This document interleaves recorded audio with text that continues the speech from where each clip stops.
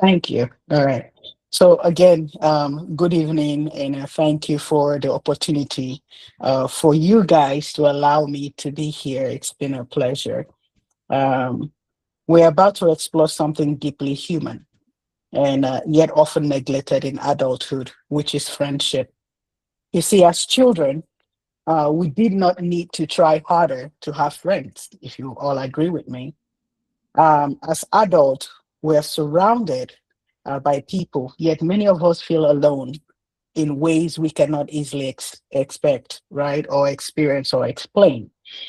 Tonight, I want to challenge you, not just to understand friendship, but to intentionally rebuild whatever existing friendship you have or what you intend to have. So it has to come with intentionality. And so, what I'll be doing today is strongly encourage you to build them, whether you have criteria or you just want to make new friends or friends that are like minds. And so that's what we'll be tackling today. Next slide, please. So, before we dive in, I like to do a few check-ins. So it's just an icebreaker. What we'll do here is that, of course, you see there is just a reflection of when was the last time you had a deep conversation with a friend? And then how many people can you call at 2 a.m. without hesitation? And are your friendship growing or fading, right? And so if you have experienced that, just type one, just the number one on the chat, if you can find your chat, describing the current friendship that you have. So just one description of the current friendship you have. And if you can call anybody at 2 a.m. without having an hesitation, I'm not talking about family member. I'm just talking about the people you call friend. Then, you can just say, yes, I can call 2 a.m.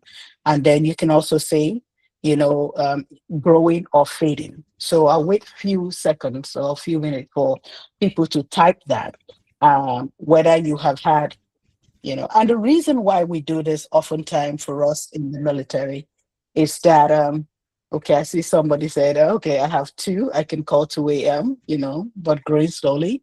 Thank you very much. And the reason why we do this is that we use this in the US Army in times of suicide, right? And it's just for us to understand, if you have a support system that would be there available for you. And if you don't, we begin to explore what's the reason behind the lack thereof. And we work towards that. So we still wait for a few people. Okay, can't call anyone. Okay, I can't call anyone at 2 a.m. My apologies for that. Hopefully, at the end of the training, you'll be able to, whether it's the need to summon courage or whether it's the need to trust again, right? And so that's the essence of this. Some have five friends, some have two, and some have none. So it's just an awareness, situational awareness for us to understand what exactly is going on within you, or maybe a person you can trust or relate with. Next slide, please.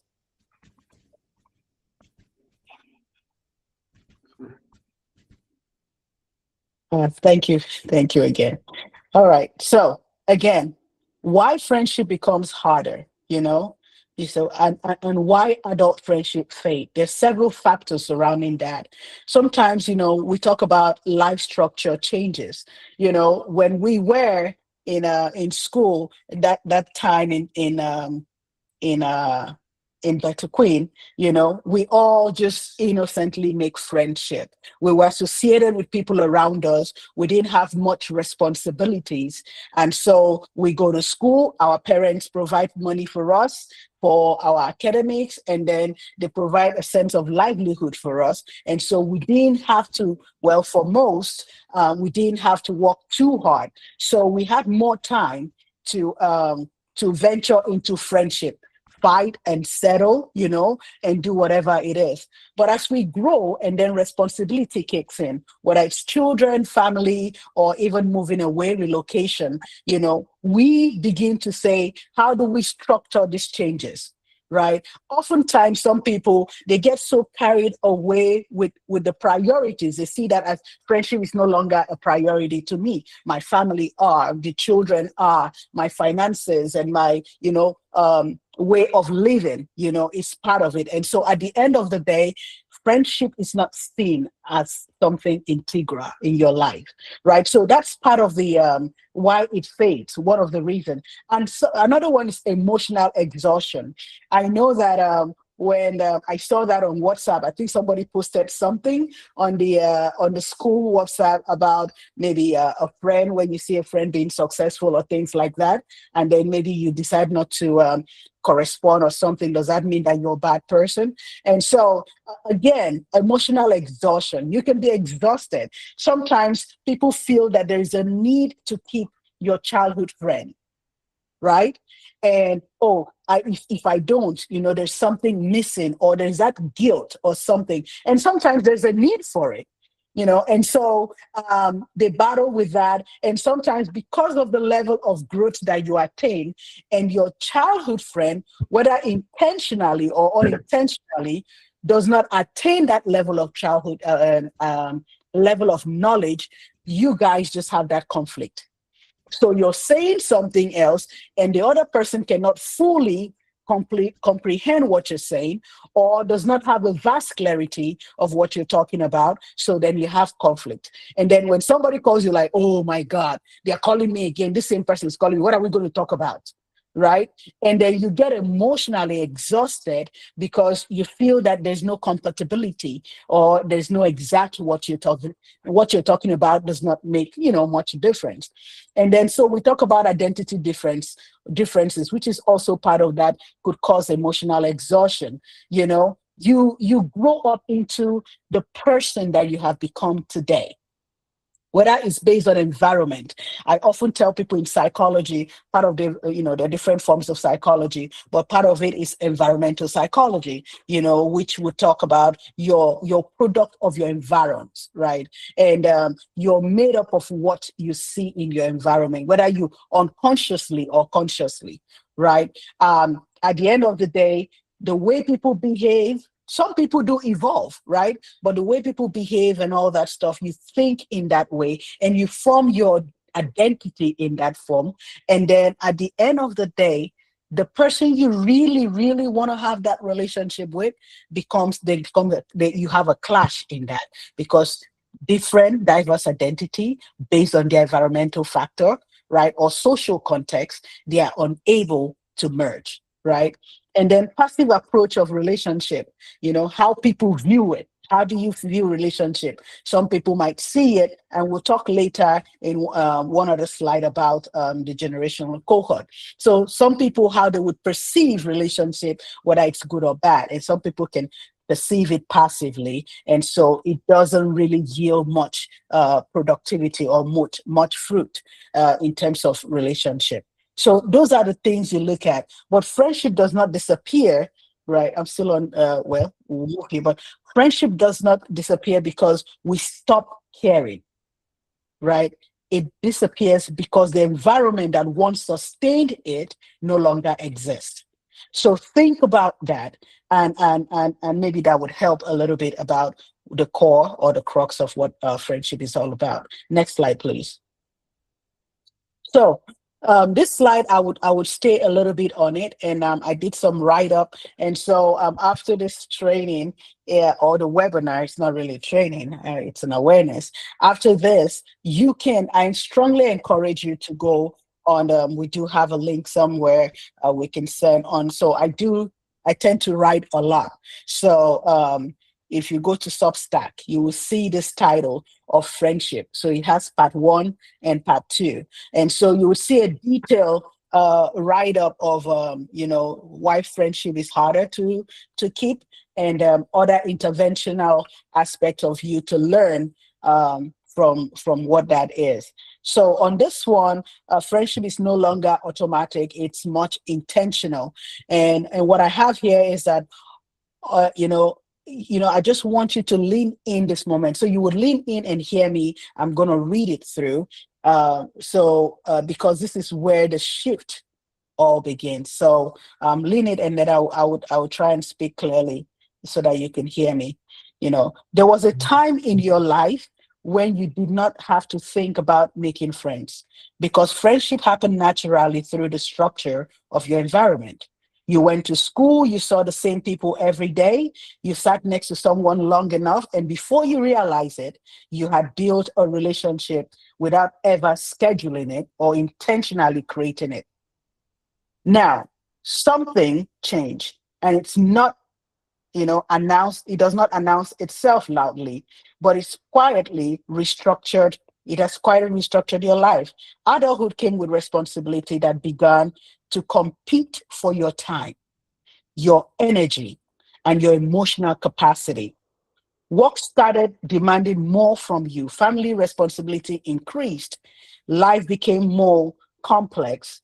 And slowly, the spaces that once allowed friendship to begin to grow began to disappear. Think about that, right? And it just didn't stop that. What is important is to understand that your need for friendship did not decrease when your responsibility increased. In fact, your need for friendship, your need for meaning connection became even greater because adulthood brings pressure that require emotional processing. And we'll talk about the processing aspect at some point. It required support, and it also required reflection. You have to think and process what this person is talking. Does that align with my belief system? Does that align with the context I'm talking about? Right? You are navigating decisions, stress, expectations, and sometimes silent struggle that you were not dealing with as a child. So now your brain is processing so much. So I have a little credential with neuroscience. So I play a lot with the brain. And so I often bring it to people that for a girl, between when you see a teenager, for a girl at 18-year-old who reason maturely, you begin to wonder what exactly is the problem. And then you see an 18-year-old boy who does not reason at the same capacity, and you begin to wonder. Now, in neuroscience, there's what we call prefrontal cortex and amygdala. So your prefrontal cortex is meant for your emotional regulation. It is focused here.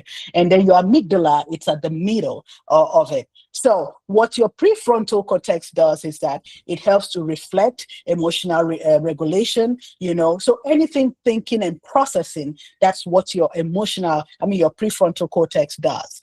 So based on science, plus and minus, at the age of 18, a girl's prefrontal cortex is fully developed. But plus and minus, at the age of 26, if a guy's prefrontal cortex develop. That is why when a girl sometimes, when they speak, they become very, very reflective or analytical, or they talk a certain way, but at that level, the guy may not do that. And so when your prefrontal cortex is exhausted and is shut down, what happens is that your amygdala activates. Your amygdala, if you hear about fight or flight, when people just react and they are proactive and they don't think and all those things.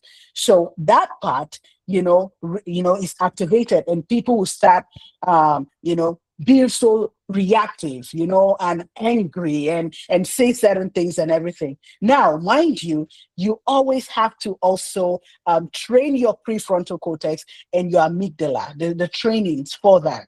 So now, when we talk about when the struggles you were not struggling, whether processing and everything as a child, this is due to the fact that you were not thinking, you were not really processing much, you were just going with the flow. But then you become an adult, and then your thinking faculty becomes very effective, and all that stuff. And you have to structure things as life brings it. And so you have to think and understand, what exactly am I doing?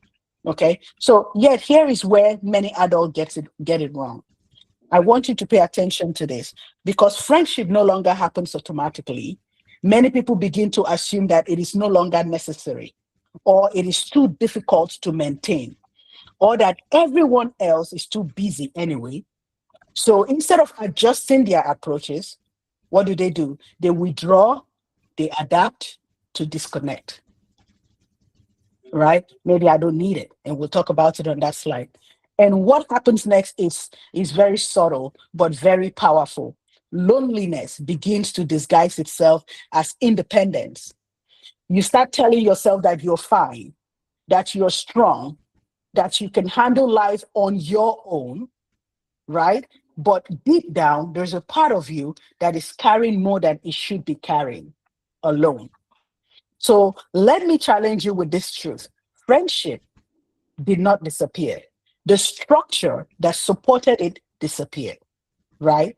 And because that structure is gone, friendship now requires intention. It requires you to reach out first, to create time where there seems to be none, to initiate conversation, to invite someone into your life, even when it feels or feels inconvenient or unfamiliar. This is where adulthood demands courage, you know. And because now, instead of waiting for friendship to happen, you must choose it. And you have to choose it intentionally. So as we move into the next section, I want you to hold this question in your mind. Is friendship, if friendship is no longer automatic in your life, what would it look like for you intentionally to create it? Can we go to the next slide, please? Okay. So I wanted to bring an awareness to you. And of course, this differ for those who are in a different part of the country, right? The cultural perspective of the friendship, and how does it happen? So I've been opportune um, to travel a few places, and so when I travel, I try to observe my environs. I try to look at what is going on. And so travel a lot in Europe and in Asia, but one thing that I see that is common in Asia is what we call the tanikai, which is a group dinner. So especially in Korea, Japan, Vietnam as well, Thailand, all those places, you would see people, especially the men, they get off work in their blazers and everything, and they meet their friends in a certain place where they can drink soju and little alcohol, things like that, and they begin to talk about their day. That's where they run all their gossip. I think I do have an article that talked about how gossip can be good or bad. So, but that's where they run their day, and just to decompress, so that they don't take that strand to home, to the house, and then exhaust the other person that is there. And so they spend that time decompressing and talking and all that stuff, and then they go home. And then you go to Europe, that is also found, most times family or friends would do it weekends. They go hang out with friends weekend and they talk and everything. And in Korea specifically, you'll find out that the young generation, the new folks, what they do, Generation Z or Y, what they do is they go in there, weekends, and then they have a cup of coffee is a big thing, and then they just talk about their week and how it went and so what is the essence of doing what they're doing? What is the method to that madness? What it is that they are able to just sit together like minds, analyze things, and begin to talk about what benefits them, obviously, I would hope, and how they can grow as a team, as a friend. And that's what you intentionally have to build, right? In many cultures, of course, we know friendship is protected by rhythm, not by chance. People do not wait for connection. That's that honesty and that investment in creating friendship. So next slide. Let's talk about the psychological aspect of it. Okay, so the psychological aspect of it, we talk about, of course, if you know what so I'll talk about oxytocin, cortisol, emotional regulation, and cognitive reframing. What oxytocin does is often referred to the bonding hormone. Bonding, just like the word implies.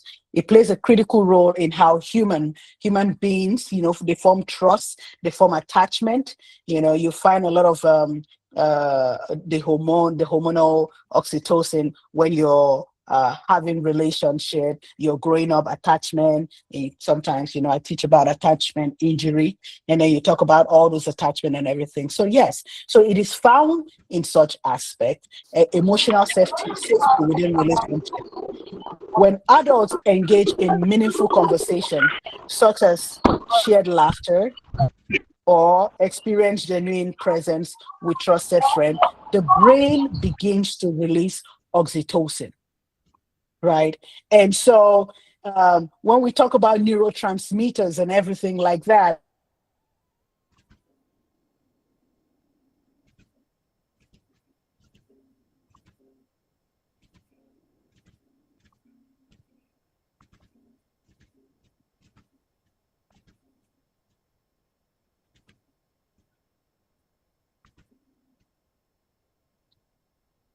We can't hear you again.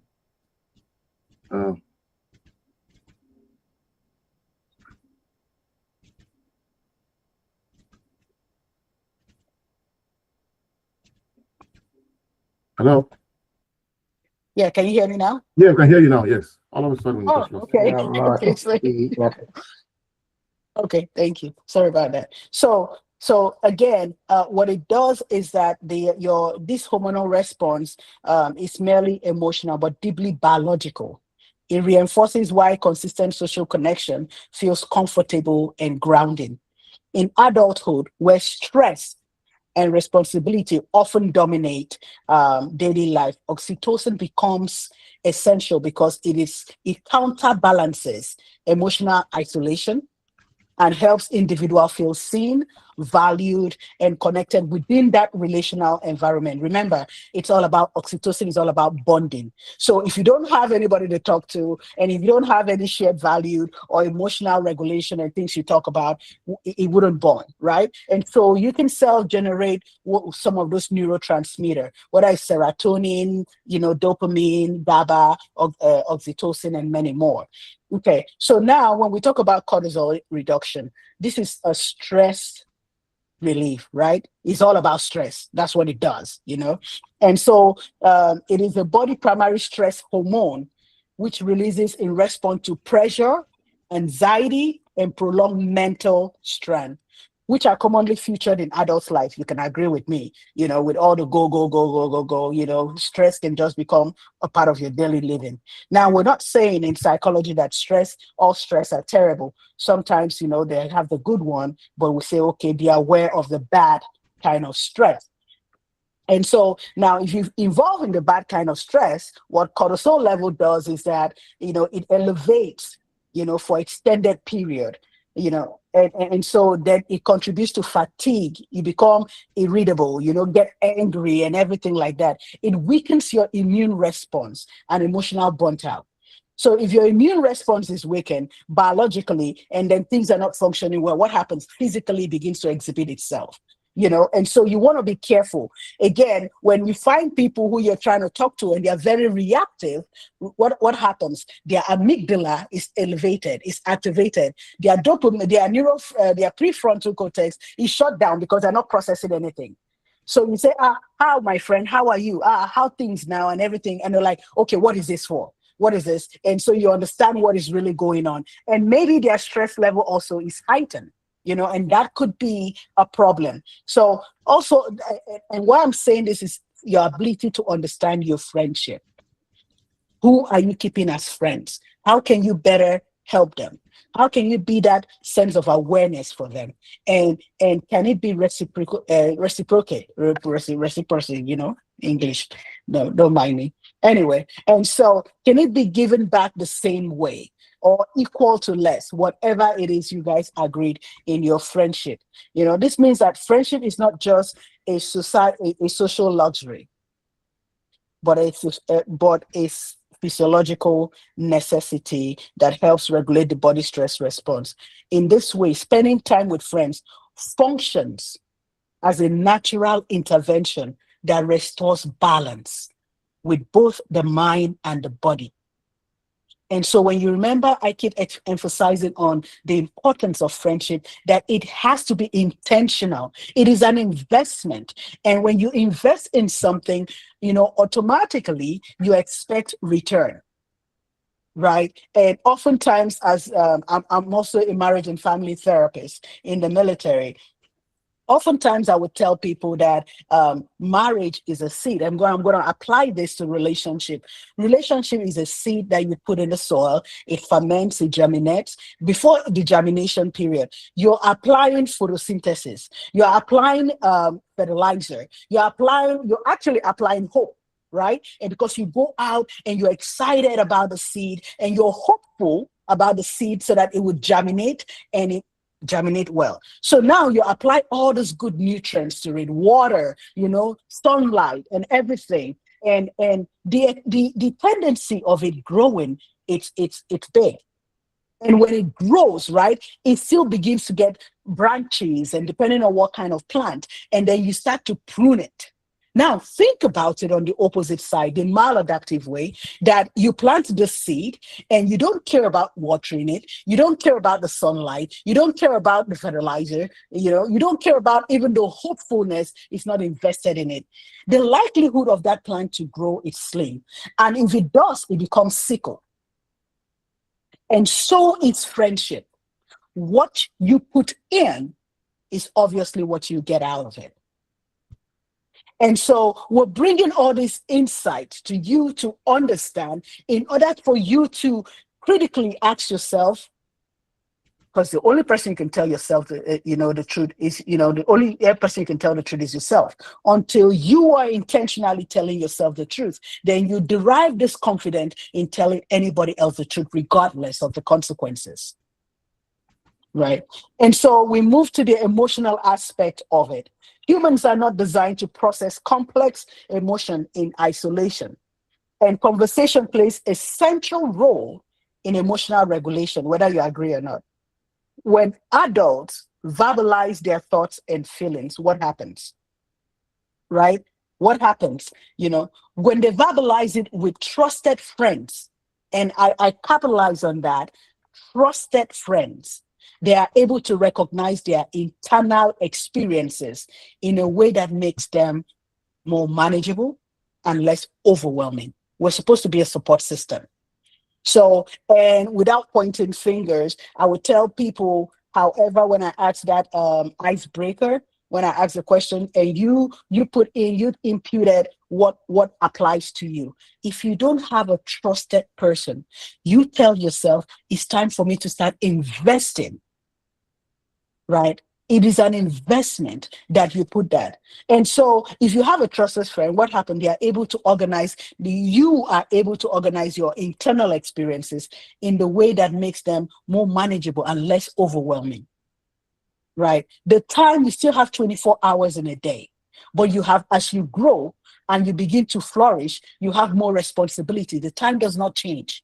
So you begin to structure your time and make it into manageable pieces where you can be able to execute whatever you want to, right? Speaking aloud, aloud always allows the brain to slow down, reflect, and refrain from emotions that might otherwise remain chaotic and suppressed. And so that's what exactly the emotional regulation, that's what happens. Friends would help you emotional regulate, what's going on with you. And it has to be trusted friend because some issues are very sensitive, but you need to talk. The essence where they call us therapists, the postmodern, is because it is psychotherapy. We apply, some people do psychoanalysis, but psychotherapy is very crucial in this modern world. Why? Because it means talk therapy. So why would somebody want a talk therapy? Because it means that based on evidence, scientific evidence, there's a need to talk. Who you talk to, however, is where the challenge is, right? And so when we talk about the cognitive reframing through friendship, which is on the same slide, the cognitive reframing through friendship. So I am a certified cognitive behavioral therapy. So our nonprofit, we deal, part of the things, the therapeutic modalities that we use is cognitive behavioral therapy. What it means is that we talk about the brain, the heart, and your reaction. What you perceive, whatever you perceive is what, involving your feelings. And how you feel gets to the reaction, the outcome of whatever it is. And so we as cognitive behavioral therapists, what we do is we're not trying to dismiss the event that happened, because it's based on the event that you begin to think a certain way, and then you begin to feel a certain way, and you begin to respond a certain way.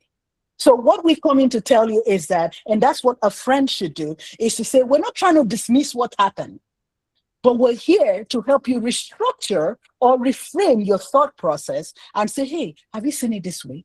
Maybe it could be this way. Maybe it could be this way. Now, where they have common problems, where you would find common problems when it comes to relationship, when it comes to friendship, is that you find friends who love you so much. And they tend to absorb, and you know that amongst your friends, they tend to absorb your emotions because they care so much about you. And because they do not have that emotional regulation, right? What happens? They also instigate you, to be very angry, react, revenge. If you don't deal with this person, this kind of thing. I'm telling you, fight. I will help you support fight. But they're not helping you reframe it and say, that is bad. You're not dismissing the event. That thing that person did is bad. But have you thought about what role did you play in it? Is it that this person 100% is a terrible person? That's what they do. They come around to help you restructure how you think and process. But if you're in isolation and you don't talk to anybody and you don't have a trusted friend as an ally, what happens? You become reactive.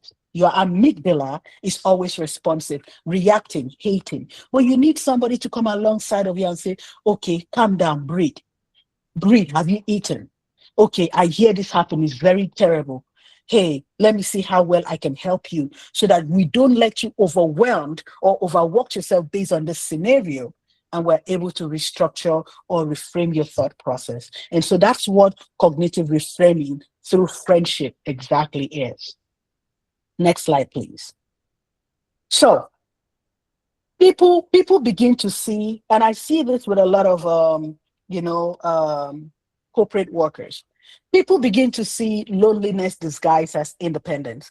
Unfortunately, I live in a domain, a society that believe that independence is crucial, and sometimes we over elevate it. Oh, be on your own, and as much as it is good, I have 4 kids, they're all grown, right?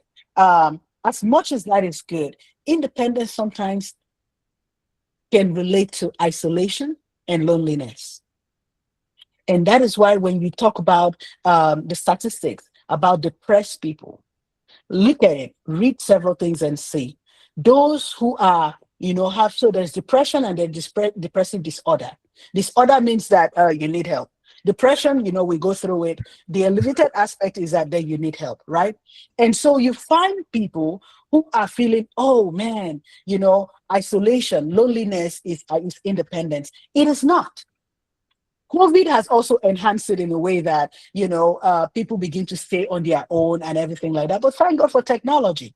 You can do a video call. You can do a video chat. Maybe somebody hurt you and you said, I don't need that relationship anymore. And then you now say, well, I can do bad all by myself. So I don't need anybody in my corner because I'm an independent person. No, those are two distinct things. You're not an independent person. No man was created to be an island.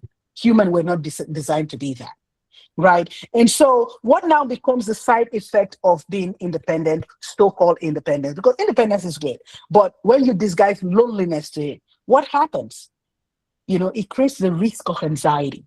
It creates the risk of depression. And then you get burnt out over time because there's nobody who is helping you coordinate things because you want to do bad all by yourself. Right? And so that becomes a maladaptive behavior. So when you hear maladaptive, it means negative behavior. Adaptive becomes good behavior. So it becomes a maladaptive behavior and it becomes a problem.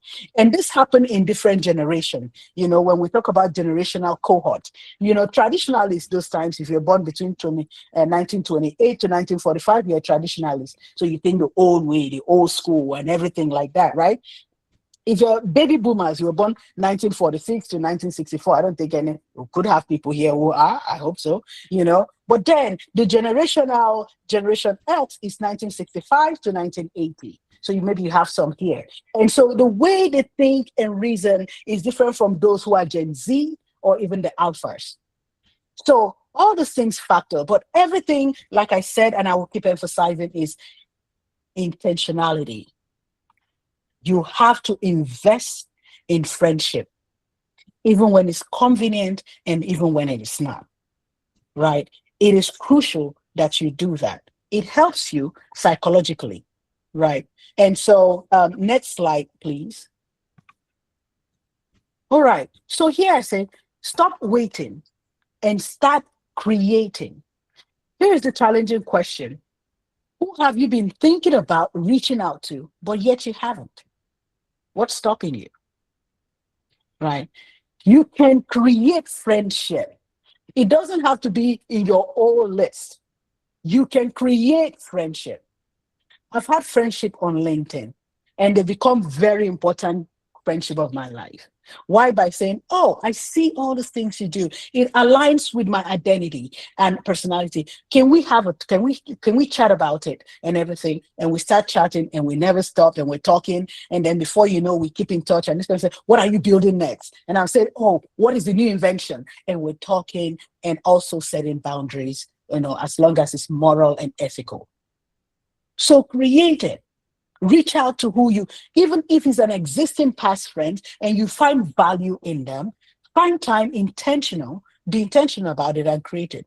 When last did you initiate a meetup? In your busiest of busy, when last did you initiate a meetup? Are you waiting for others to choose you? They're like, oh man, I don't think who she or he thinks they are. If they're not reaching me, if they're not calling me, forget it, good riddance. Okay, right? Maybe that works for you, maybe it doesn't.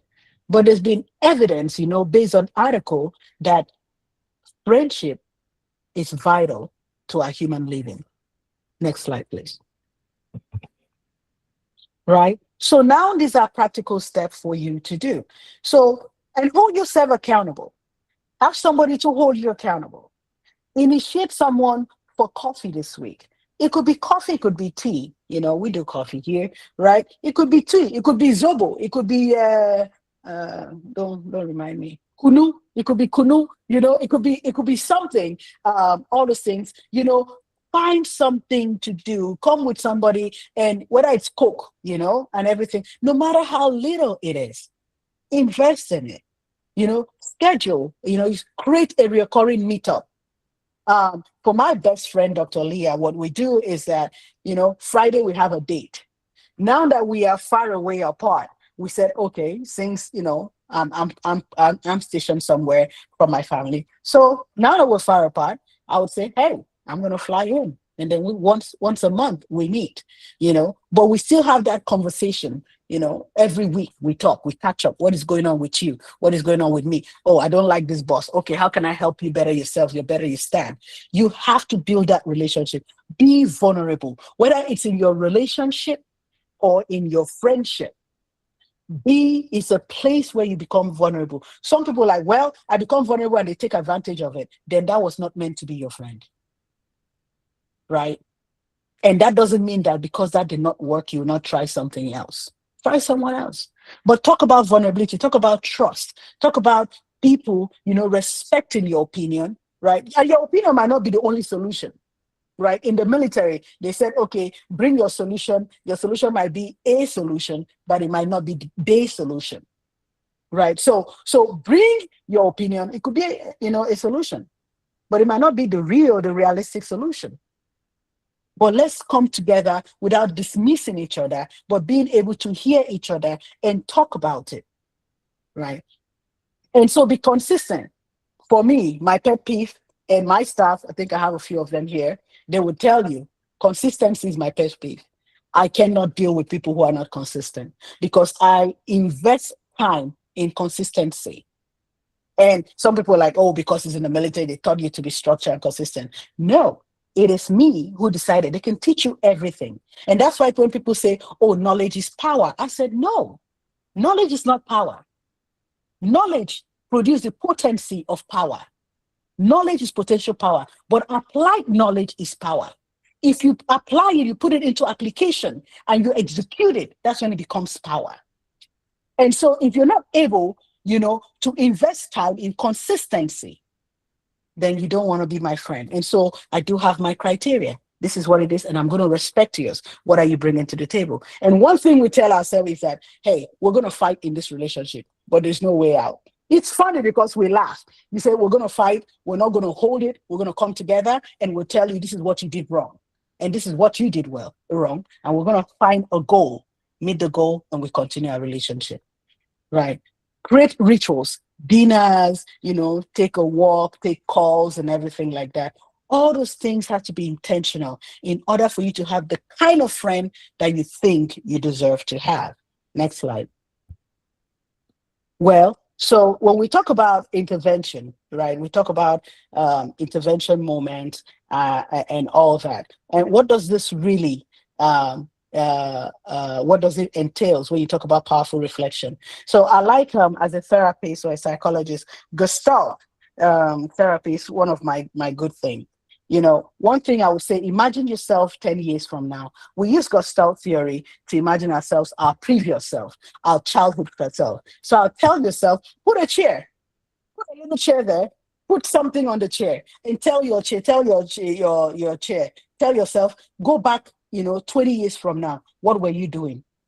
Now, because you're stressed, in that 20 years, what would you tell that your 7-year-old self?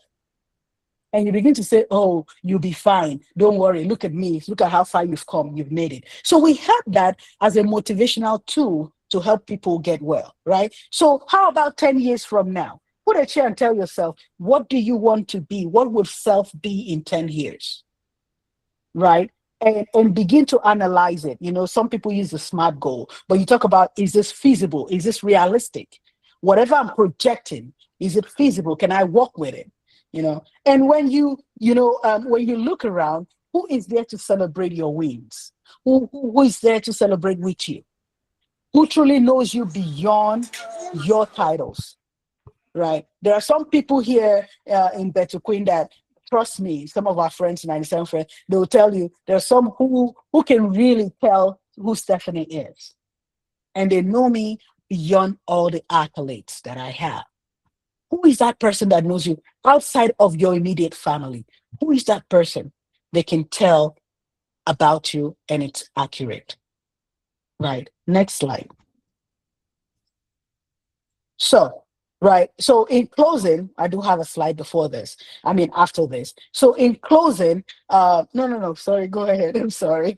Right. In closing, you were not meant to do life alone, whether you disagree or not. This is evidence-based. You were not designed to do life alone. And you can go across the board, whether it's in religious context, whether it's in Islam, whether it's in Christianity, whether it's in African tradition religion, which is what they call the traditionalists, right? They would all come back to say, you were not meant to do life alone.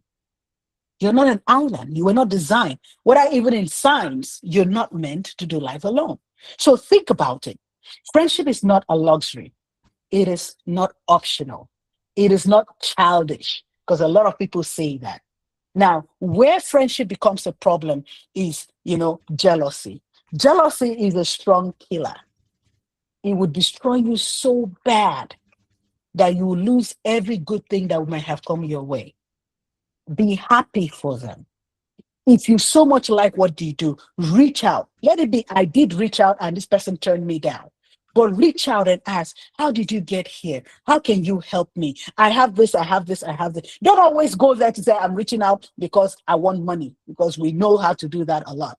Reach out for ideas, for creativity and everything like that. How did you get here? Can you walk me through it? When do you have time to do that?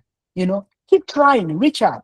And also fear of the unknown. Some people are afraid, that, oh, what if I say this? And they say, oh, that is so stupid. Or what if I say this and like, oh my God, are you this level? That should not be an issue. Say it anyways. I tell my staff most of the time, I say, no matter how stupid it is, say it and not even say it. Because oftentimes you discover that it's not as stupid as you thought. But then the person comes along, help you reframe the things, help you restructure it, and blows your mind on for you to see it in a different perspective, right? So friendship is one of the deepest form of human survival, healing and meaning. Because we've talked about the healing perspective of it when it talks about your emotional regulations and everything and cognitive restructuring. So it heals you. When it heals your brain, it heals your mind, it heals your physical being, right? Friendship is that. So tonight, do not just live with that or with the understanding that it's just friendship. Live with knowing that it is an investment. Live with having the action at hand and saying, I am intentionally determined to put this investment into works. Next slide, please. So, my challenge to you, call to action, reach out to one person within 24 hours. Start building that friendship. Reach out to one person. Plan one meetup within 7 days and commit to one friendship you will intentionally grow. That's all I have. And I will tell you, we master career, we master responsibilities, we master our independence, but we always forget how to keep friendship alive. The question is why. So thank you very much. And that's all I have for now. Thank you very much for this insightful webinar. It's more like a training to me, even though you don't call it a training. And for those that joined us lately, this is Dr. Stephanie Okolo. She's a major in the US Army. She's a chaplain, and she has several doctorate degrees, which she doesn't want me to say anyway. But I have to say it. So this is someone who is very, very rich in terms of knowledge and all. So I've sent a form here before we start our question. Kindly fill the poll. Is some questions she asked over the time. I added some extra. Just fill the poll. It's very anonymous. No one knows who is filling or who is not filling. It doesn't collect your email. Just fill it, and I will share what the poll says. So before we continue, so before we give time for questions and answer, like I said, this is the Berkeley International School Alumni webinar, and this goes on every month. For this month, we're talking about friendship. Next month, we're talking about heart disease, cardiovascular disease. What should you know? Lots of people are dying from heart disease, and people don't even take it serious. And especially in Nigeria, it's becoming very severe right now. Someone wakes up and just die for no reason, and it's even previously it used to be from 50 and above. Now it's coming closer, even to 40. So join us next month where we will invite someone important to discuss this. So now we go to the question and answer. I would like to say something, add something to what she has said before we go to the question and answer. And it's on slide, I think that should be slide, yeah, this slide, okay. So what I wanted to add is this. You talked about the cultural insight and talked about Asia, Europe, Korea, how they have different ways of gathering, to booster their friendship. And what I would like to say is, even in the African setting, a long time ago, I mean, my granddad used to tell me these stories a lot. Same to my grandma. They used to have what they call the age group. I mean, these things have disappeared right now, but in those days, everybody had age group. So if you're, for instance, if you're 50, you have your age group in the village of people around your age, around that age of 50. And what they do is they meet up maybe once in a week, they eat together, they farm together. So collectively, they will go to each person's farm, maybe weekly, monthly, it depends on how they've made it. And they'll go to help the next person and like that. So the African system is built to be a perfect template for the communal setting. But fortunately or unfortunately, as I would like to say, is that the Western culture was built in the opposite way and is built towards independence. But now, it's interesting that they are realizing that independence they are preaching is not working. And they're trying to the communal setting, and Africans are trying to go into the independent setting. So it's very, very it's very, very interesting that we are working towards the path they're living. So as Africans, as Nigerians, wherever you might be, African American, it's good to understand that the African setting is built to be very dependent. It's built for you to rely on the next person, for you to rely on your neighbor, for you to rely on your friends. And we have to go back to that, and we have to take that as the templates to learn from. So thank you very much. Now it's time for questions and answer. Please, if you have your question, unmute yourself, ask your questions, and there will be answers. If you can't speak, you can type it in the chat. And by the way, I've sent the poll. You can fill the poll, and I will share the poll at the end of this event. So please, time for questions. Okay. I usually open the floor for questions anyway. So I will just go straight to the point with my question before I hear other people ask their question. So my question is this. You've talked about friendship. You've explained everything about friendship, what we need to know. Now the question is, when you have a friend that you see as your friend, but this person doesn't see you as his friend. I mean, he might not say it outwardly, but you can sense it, that you are doing so much in the friendship and it feels like the person is not doing that much. What do you do? Okay.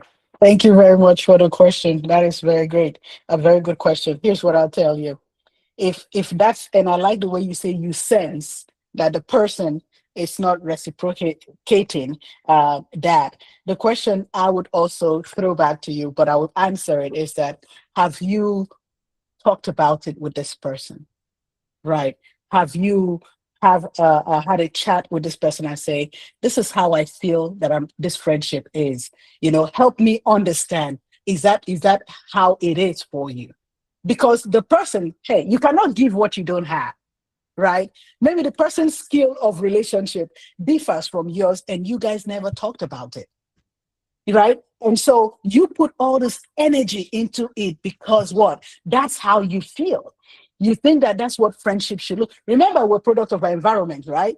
So your environment starts from your inner circle, which is your parents and your siblings and everything.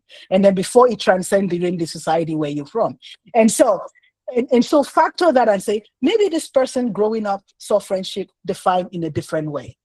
So what is our definition with friendship? That's the first thing, right?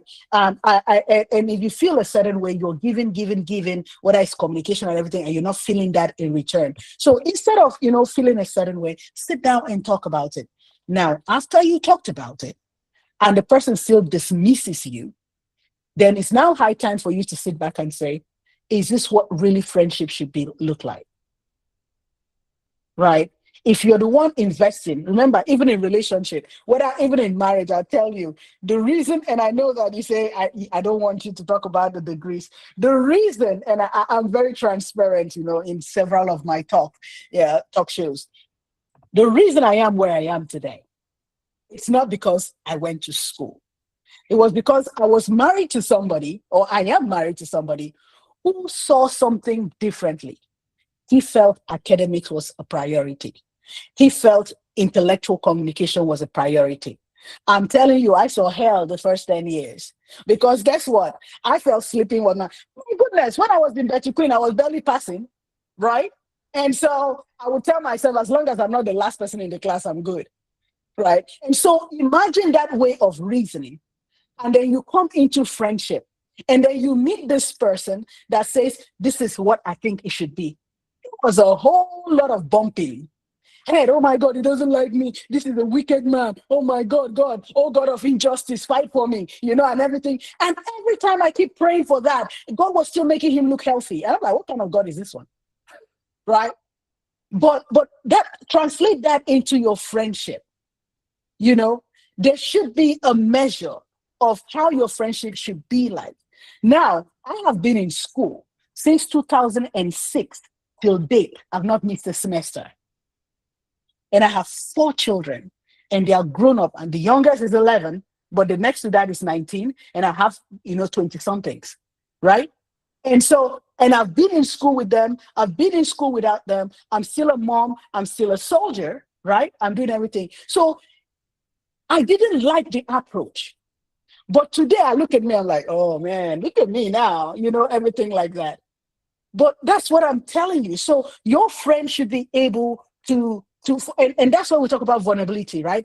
Being vulnerable, telling your friend, this is what I thought friendship would be. What did you think friendship should be? And if we're not seeing eye to eye, what can we do to see eye to eye? And if your friend still is in that nonchalant attitude, then you ask yourself the truth. Is this what friendship should look like? I hope that answered the question. Very much, very much, very much, very much. Please ask your questions. I would really like to hear your questions, please. I have other questions, but I would like people to ask their questions. Please go ahead with your question. Just unmute yourself and say something, okay? Hello, good evening, everyone. Good Good evening, Bless. evening.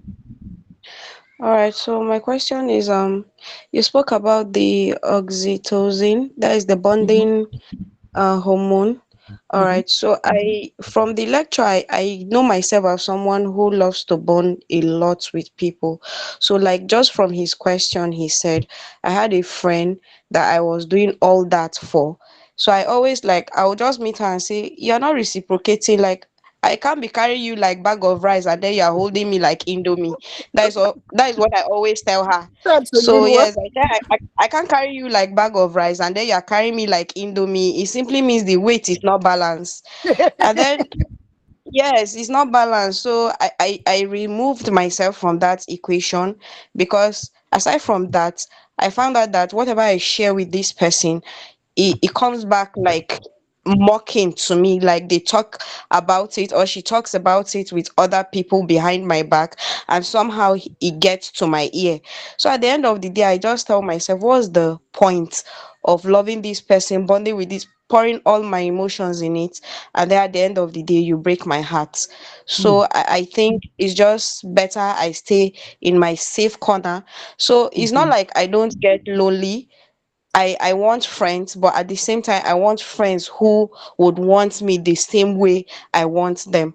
So if somebody is not giving me that same energy and I still talk to that person, and at the end of the day, I remove myself from that equation, is it bad to just be in my space and not try again, or probably try some other time? But for now, I'm not ready to try again. Well, so here's what I'll tell you. Boundaries are crucial, right? Boundaries in any form of relationship, whether it's mom and dad, whether it's husband and wife, whether are friends, boundaries are crucial. And what does boundary does or do?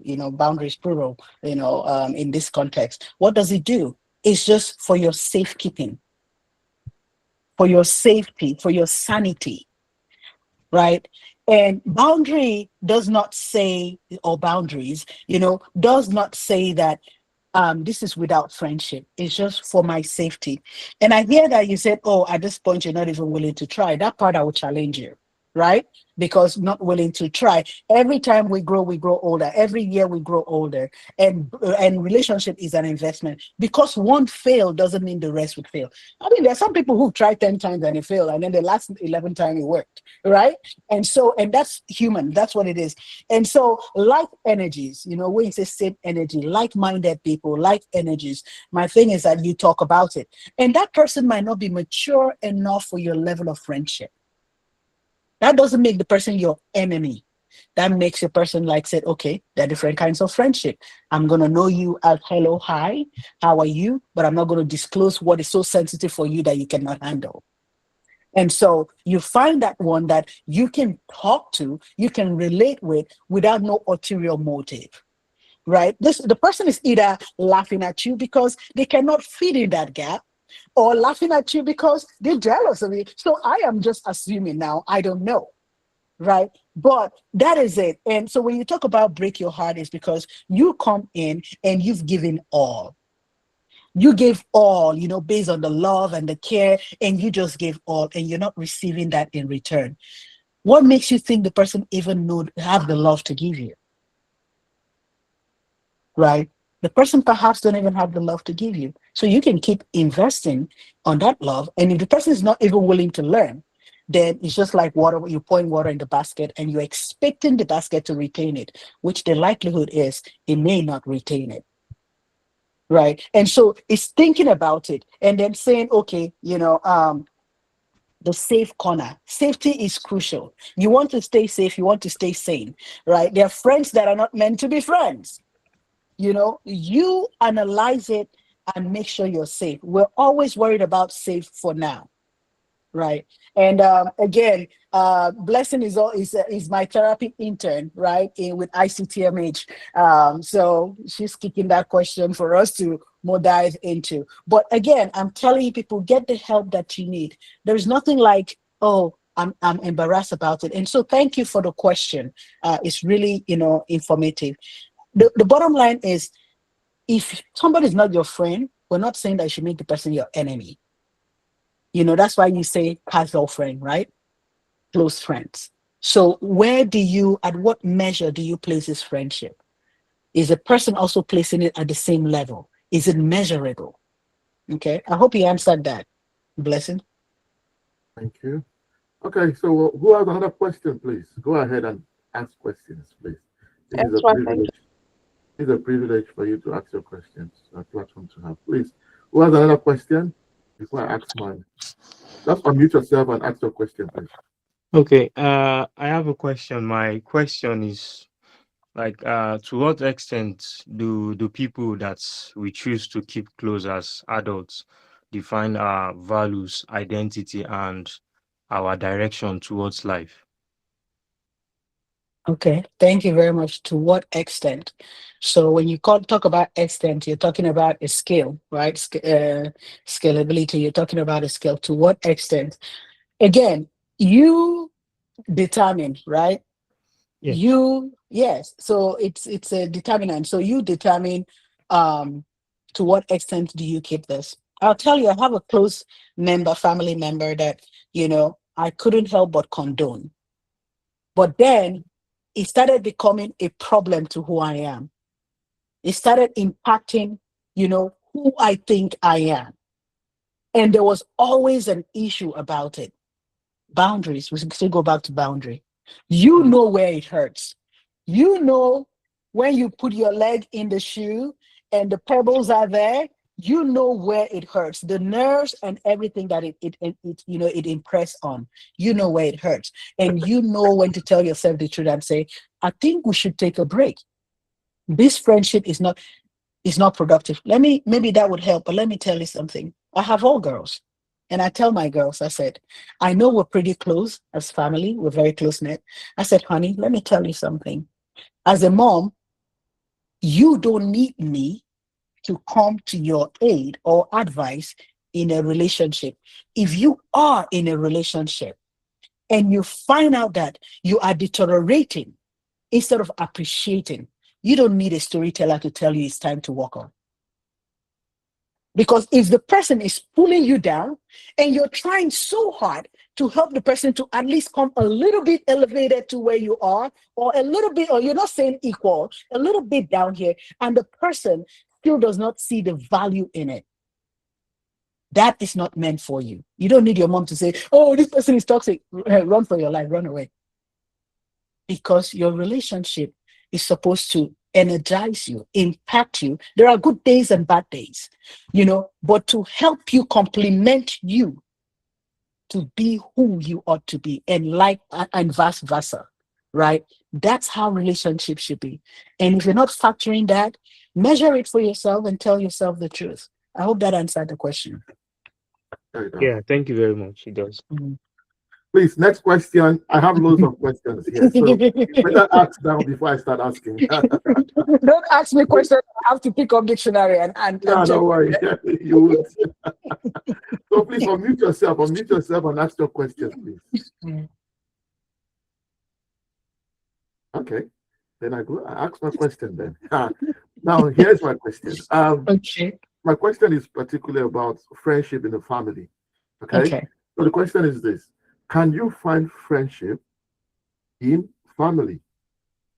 And by family, I'm talking about well, let's put it in the African setting, nuclear family. So mom, Mhm. dad, sisters, siblings, maybe your children, or what have you.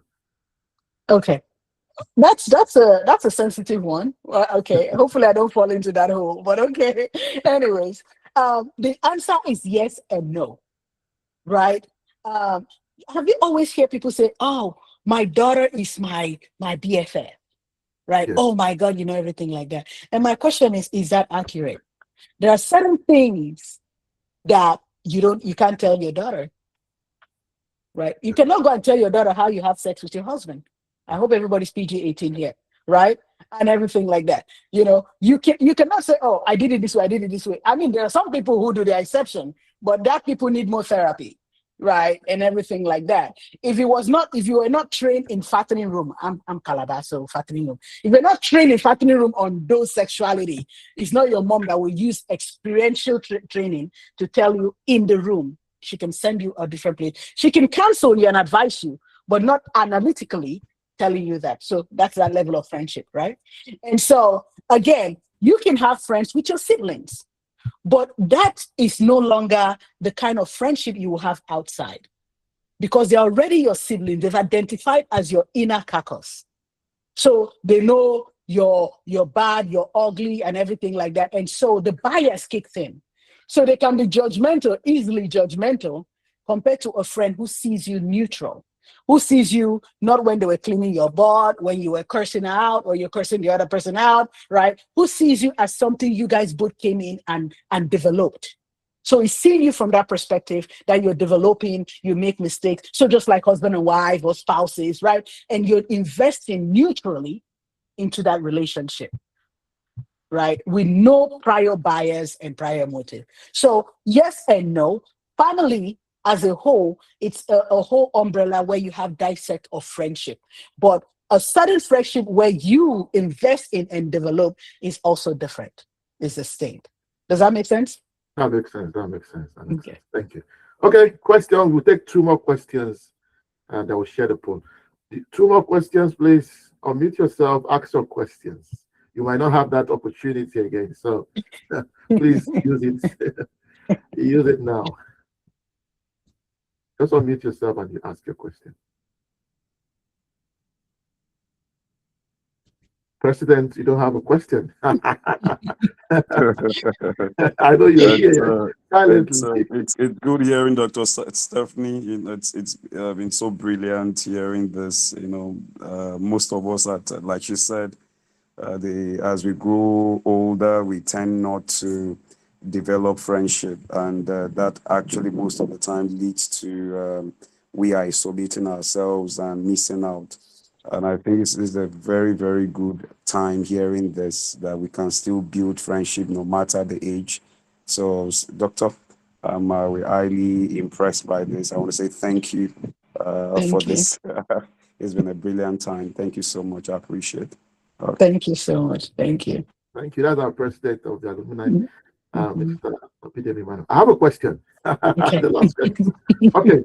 So my question is this: Mhm. when you are in a friendship, right? Mhm. Friendship has different reasons, like you said. Okay. Mhm. Now you're in a friendship in which the person you're in friendship with, when they move ahead, they don't see you as a friend.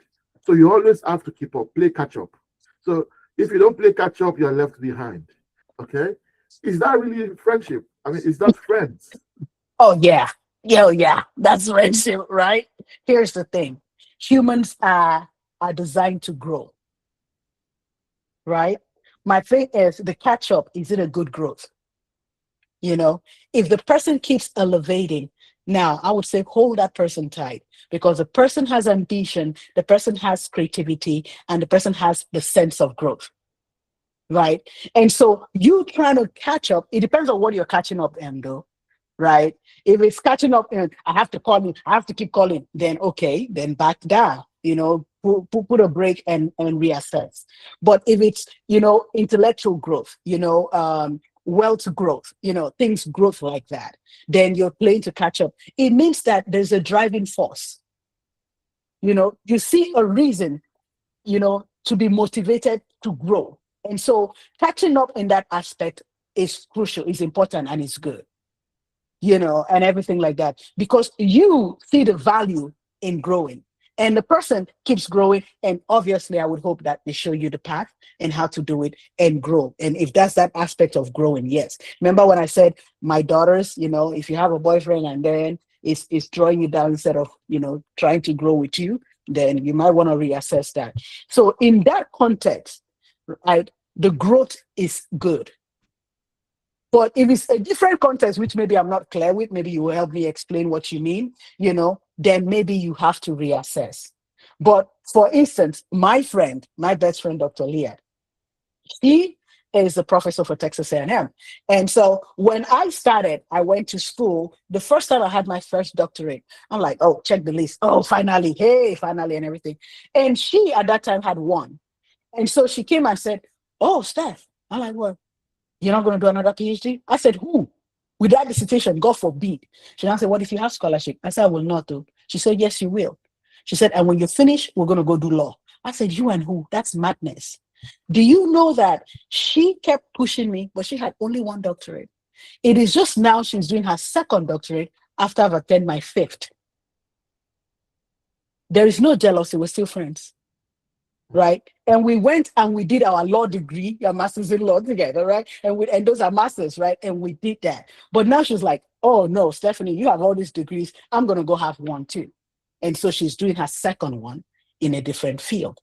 However, I do not present. I'm okay. I just like my private life. But she said, you know what? After all this degree, no, I came back and said, my husband said, don't be master of all trade. I mean, master of whatever. And then, gain all trade and then you have no use for it. So I now told her, I cried, I told her, look at what he said. He said, well, Stephanie, but that's true. You have data science, doctorate degree in data science. What are you doing with it? You have in business, what are you doing with it? You know everything. I said, but I'm still in the army. She said, no. She said, you're going to start presenting. And I told her, no, I'm not doing it. I'm not doing it. She paid for a presentation. She wrote the abstract and she paid for my flight to go to Vegas. And I went with her and I was shaking. In fact, my presentation, we were the last day of presentation, the 7 days, but I was so happy the 7 days because I'm not the first. And then we're presenting all these old professors presenting. When I listened, I said, hey, God, I'm finished. But the last day when I presented, because they give feedback and then they presented and then everybody gave feedback. And I remember I presented generational cohort in the prison, right? And so they gave the feedback and everything was, some people were like, where have you been? Other people were like, wow, this is amazing. Why didn't you do it in the first day? And everything like that. And then she took all of it and she showed me and said, look at it. He said, look at it. If you don't go out there, even when it's not comfortable, nobody would ever know you. And so I give that credit to her because she's the foundation, other than my husband, to where I am today. It was push. I didn't see value in it, but I did it. And now I present everywhere. Present in the World Bank, I present in the United Nations, I present different countries, right? I'll be in Thailand with World Bank in October. But if not for her, and if not for my husband saying go to school, even when I didn't like, I wouldn't be where I am. So you see the level of growth in terms of friendship. Catching up in that aspect, it is a good thing. I hope that answers. That answers. Thanks very much. Okay. So if you have one more question, you can go ahead. I will share the poll right now for us to just see what we have on the poll. But if you have a question, you have a chance for one last question you can ask if you have. But if you don't, I will just share the form. Oh, sorry. Okay. So.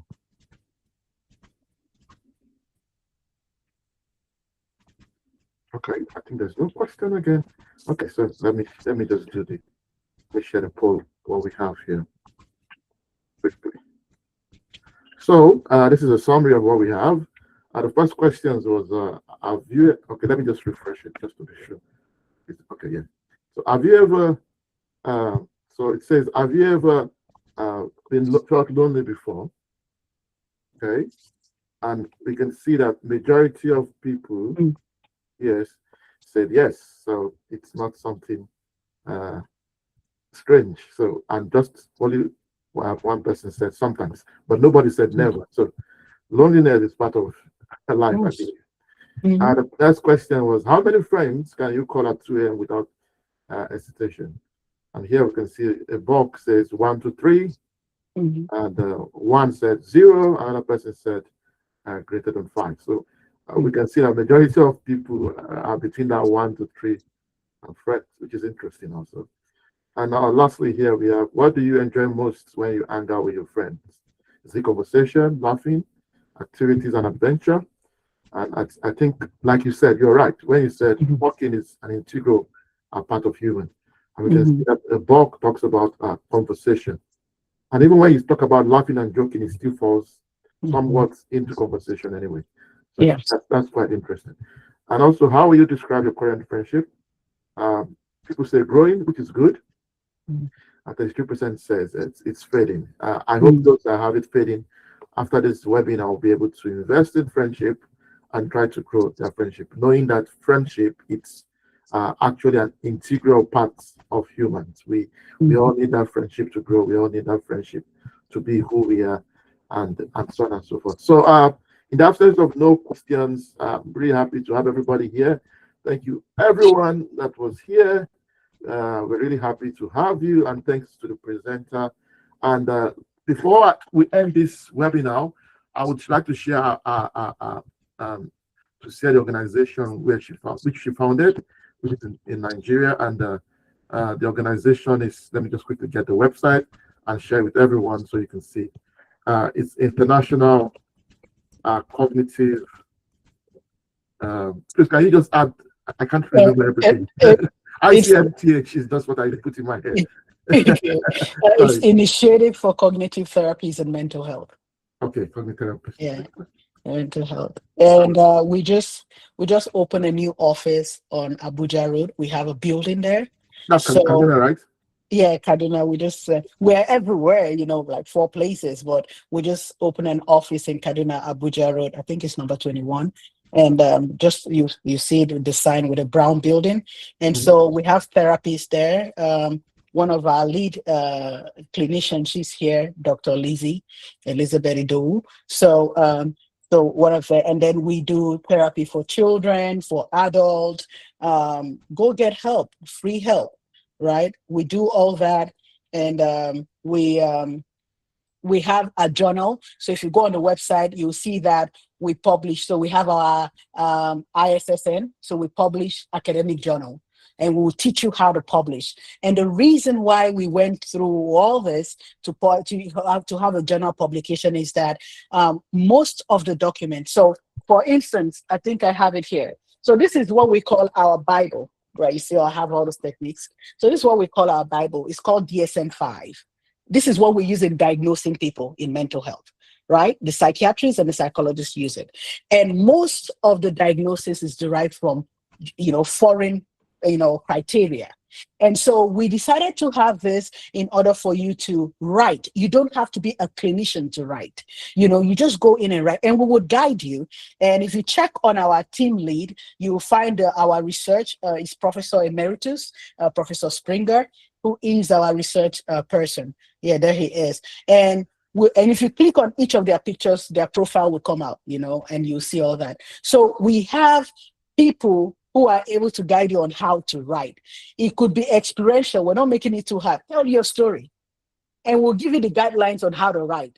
Because guess what? Every time we get diagnosis, it's based on European or westernized format. Nobody is coming in and say from the cultural perspective, from the African perspective, right? And so we're trying to promote that. Have your voice. Somebody wrote an article about landlady, how landlord do things and how it applies to mental health. That's an awareness, and so we're telling you to come, let us help you. And then if you go to our building, we have what we call sand tray therapy. It will be like magical for you going for therapy and you're using sand to tell a story, and you will find your solution, right? And the EMEA representative who went there was amazed. He was like, what is this, right? And so we do have therapies there. We have trainings there. We have trainings for addiction, substance abuse and addiction. We're going to help you and all the help that you need. We work with the neuropsychiatric hospital. So please go get the help. Every Wednesday, they do have what you call blood pressure, for free, and diabetes tests for free. And we'll also educate you the repercussion. I know you said next webinar is about, heart disease and all those things like that. But it starts with your blood pressure. It starts with all those things that you don't know. And we have a facility available to do it for free for you every week. So what's keeping you, right? Thank you very much. All right. Thanks very much, Dr. Stephanie Okolo, and thanks everyone for coming. And with this video is recorded, like I said in the beginning. The records will be available on YouTube. If you want to watch anything you've missed out, you can always go back to it and just watch it. And I'll call the president, Mr. Bidemi Emmanuel, to just give us a closing remark, and that brings us to the end of our webinar. Okay, I just want to say thank you so much, Dr. Steph. It's been quite insightful. I want to say big thank you. I know you're a very, very busy person, and having this time to share this with us, we are very, very, very grateful. I want to say thank you. And Thank you. Mayowa, thank you so much for anchoring this. It's been excellent. I want to say thank you. And for all those that attended, I want to say thank you to everyone. I just want to, the essence of, I know this is actually even also very good for us as an association, still building the friendship. Some of us have lost, that desire to build friendship anymore. We've all grown. But this is the time to revisit our friendship, and let's build it again. So I want to say big thank you for participating in this. Dr. Steph, again, big thank you to you. God bless, and God Thank bless you. your business. Thank you so much. I appreciate it. Okay. Thank you. Nice. Thank you. Okay. All right. Thank you very much, everyone. So with this, we come to the end of the webinar. See you again next month, same time. And we'll talk about heart disease, like I mentioned. All right. Have a wonderful evening if you're in the evening. Have a wonderful morning if you're in the morning. And a wonderful afternoon if you're in the afternoon. All right. Bye. Thank you. Thank you. Thank you so much.